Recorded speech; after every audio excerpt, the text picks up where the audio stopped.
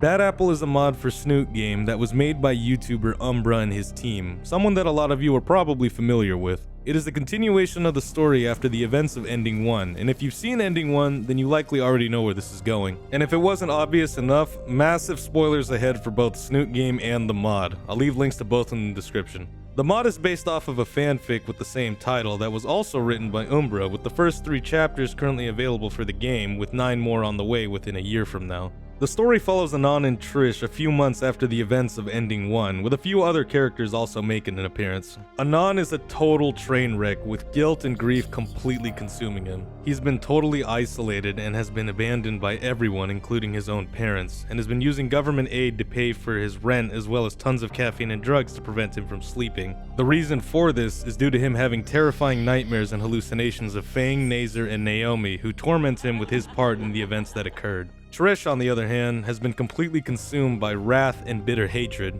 After the events of Ending 1, she had a falling out with her family and was kicked out of her home as a result, and was forced to move in with Reed and has been working for Mo in order to make ends meet. Trish blames everything that happened that day on Anon and develops a disturbing obsession with ending his life, placing herself on a self-destructive path. The mod allows us to see both of their perspectives, switching between them as the story progresses. And I gotta say, so far the mod is absolutely fantastic, and I love the artwork drawn for it, especially during a lot of the nightmare sequences. The characters are all written true to how they were in the base game, making all their dialogue believable and I guess you could say lore accurate. And it is interesting to see how every character handles this event in their own way. Stella unfortunately becomes the opposite of who she used to be, becoming very quiet rather than hyper and cheerful, and is easily triggered by any kind of reminder of the massacre, causing her to break down completely. Rosa is as kind and caring as always, but holds bitter resentment towards Fang, referring to her as evil. Reed, while not physically present at any point in the first 3 chapters, is implied to have become a junkie who numbs his pain with drug abuse.